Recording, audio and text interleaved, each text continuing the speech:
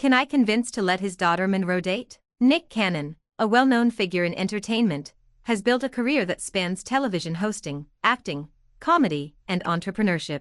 Over the years, he has also become widely recognized for his large family and his very public approach to fatherhood. Because of that visibility, even his personal parenting decisions can quickly become topics of global discussion. Recently, one such decision has sparked a wave of debate: his stance on his children's dating lives. In a statement that quickly went viral, Nick Cannon revealed that his son Moroccan is allowed to date, while his daughter Monroe is not. That single distinction has triggered a much larger conversation about fairness, gender roles, parenting styles, and how society continues to navigate expectations for boys and girls. At first glance, this might seem like a simple household rule. Many parents set boundaries around dating, especially when their children are young. But what makes this situation stand out is not the existence of a rule, it's the difference in how that rule is applied. When one child is given permission and another is denied, people naturally begin to ask questions. Why is there a difference? Is it about age, maturity, or something else entirely? Or is it rooted in traditional ideas about how sons and daughters should be raised?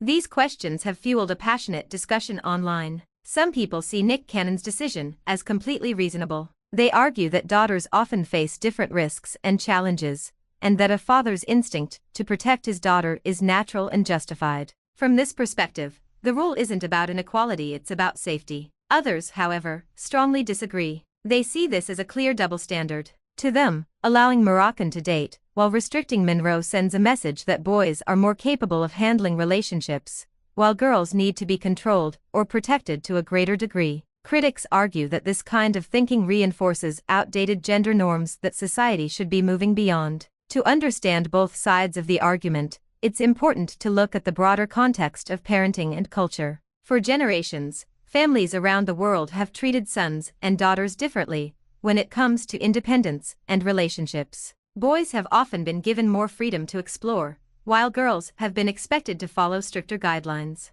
These differences didn't come from nowhere. They were shaped by historical realities, cultural traditions, and societal expectations. In many cases, they were rooted in concerns about safety, reputation, and long-term well-being. But as society evolves, many of these traditional views are being questioned. Today, there is a growing emphasis on equality not just in public life, but within families as well. Many people believe that sons and daughters should be raised with the same opportunities, the same expectations, and the same level of trust. From this perspective, rules should be based on individual maturity and behavior, not on gender. This is where the tension lies in Nick Cannon's situation. His approach may be influenced by traditional protective instincts, but it is being evaluated through a modern lens that prioritizes fairness and consistency. Another important aspect to consider is the impact this kind of decision can have on the children themselves. Kids are incredibly observant. They notice patterns, differences, and inconsistencies in how they are treated.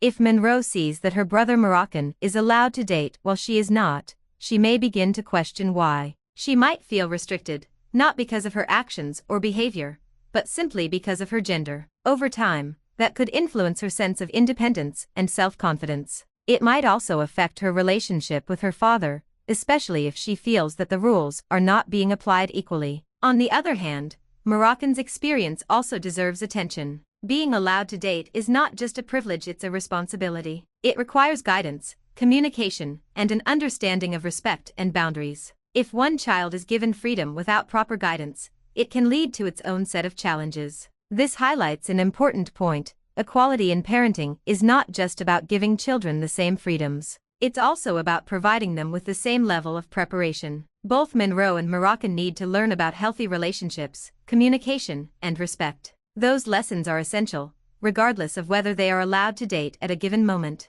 Public reaction to this situation has been intense and divided. Social media platforms have become a space where people share their opinions, debate values, and express their or criticism. Some users defend Nick Cannon, emphasizing the importance of protecting daughters in a world that can sometimes be unpredictable. Others criticize his approach, arguing that it reinforces harmful stereotypes. This kind of polarization is common in discussions about parenting. People often bring their own experiences, beliefs, and cultural backgrounds into the conversation. What feels fair to one person may feel completely unreasonable to another. It's also worth noting that parenting decisions are rarely as simple as they appear from the outside. There may be factors that the public is not aware of, differences in personality, maturity levels, or specific circumstances that influence how rules are applied. Without that full context, it can be difficult to make a fully informed judgment. That brings us back to the original question: can you convince Nick Cannon to change his mind?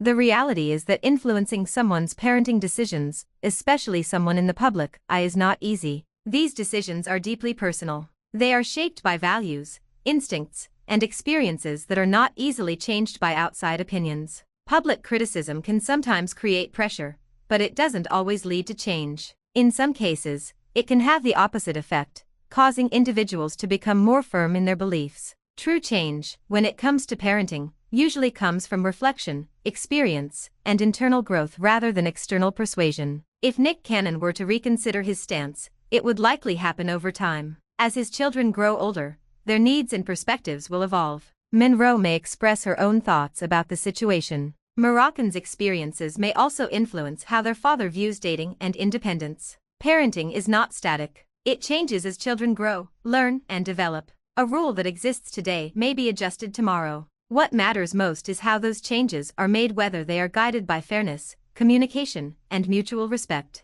Another angle to consider is how dating itself is introduced. For younger individuals, dating doesn't have to mean complete independence. It can be structured in a way that allows for supervision and guidance. Group settings, open communication, and clear boundaries can create a safe environment for both children to learn and grow. Instead of focusing solely on whether Monroe is allowed to date, the conversation could shift toward how she can be prepared for relationships. Education, trust, and communication can often be more effective than strict restrictions. The same applies to Moroccan. Being allowed to date should come with expectations. Respect, responsibility, and emotional awareness are essential. Equality in parenting means holding both children to the same standards, not just giving them the same permissions. This situation also reflects a broader societal conversation. It's not just about one family, it's about how we, as a society, view gender roles and expectations. It challenges us to think about whether we are moving toward true equality,